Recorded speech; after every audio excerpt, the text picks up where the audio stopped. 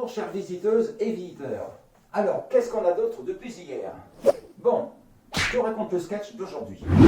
Tu postes une annonce dans la rubrique réservée aux compagnons de voyage, sur un site dédié au voyage bien sûr, et dans le but de trouver une compagne pour voyager.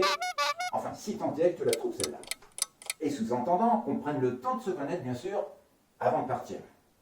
Et voilà ce qu'on te répond. 2 points, ouvrez les guillemets. Ah ben non, c'est pas un homme que je recherche. Mais non, c'est juste un compagnon pour voyager en camping-car. Mais oui mon gars, parce qu'un compagnon, c'est pas un homme pour ces femmes-là. Parce qu'on est considéré soit, je pense, comme un objet, ou alors assimilé à un animal de compagnie ou quelque chose comme ça. Et puis alors cette réplique-là, on la trouve souvent dans les réponses d'annonces. Alors attends, c'est pas fini. 9 fois sur 10, quand c'est pas plus, on te répond ceci. Mais oui, bien sûr, il n'y a pas de problème que ton voyage m'intéresse. Pas de souci. Je veux bien voyager avec toi et même pendant des mois. Mais par contre, on se touchera pas, hein. Ah non. On pourra même dormir dans le même lit si tu veux, mais sans se toucher. Ah ben puis oui, parce que surtout on fera pas l'amour, tu comprends? Non. Et parce que quand on est compagnon, c'est que pour les balades ou les visites, et puis c'est tout. 2 points, fermez les guillemets. Voilà donc, pour clôturer ce chapitre des rencontres, et là on constate bien qu'il y a un fossé entre les psychologies masculines et féminines. On constate aussi avec regret que souvent, quand on se parle entre hommes et femmes, ben on parle à un mur en fait. Et on ne peut absolument pas se comprendre, parce que le mur, lui, il ne te répond pas. Et en avançant dans le temps et avec l'âge, le différentiel est exponentiel. En fait, c'est de pire en pire. Ce qui paraît rationnel, en fait, pour l'un, c'est illogique pour l'autre. Et inversement. Ce qui semble être une évidence pour l'un est une contradiction pour l'autre.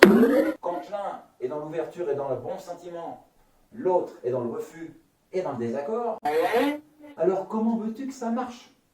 Juste pas possible. Voilà donc où l'on en est aujourd'hui. Et je crois bien qu'on a vraiment perdu nos repères et le sens de la réalité, mais en fait c'est une question à militer vraiment.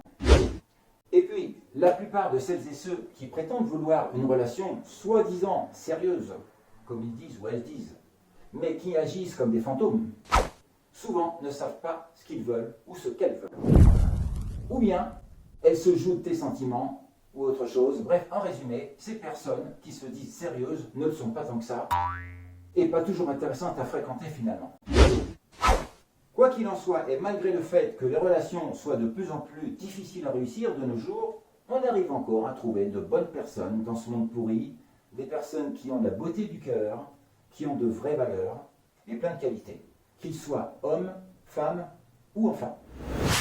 Une petite parenthèse, je suis vraiment navré si parfois tu te sens offusqué par mes propos, mais pour autant, les récits de mes vidéos ne sont élaborés que sur des faits réels.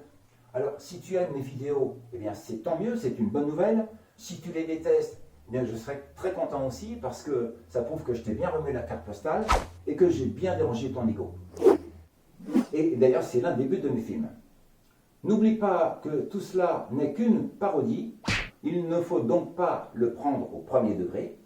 Et maintenant, je te donne rendez-vous sur la prochaine vidéo avec le voyage à Venise. Enfin, le voyage est un peu compromis, mais ça, tu verras. Likez et abonnez-vous si ça vous chante. Et à demain. Bisous. Ciao.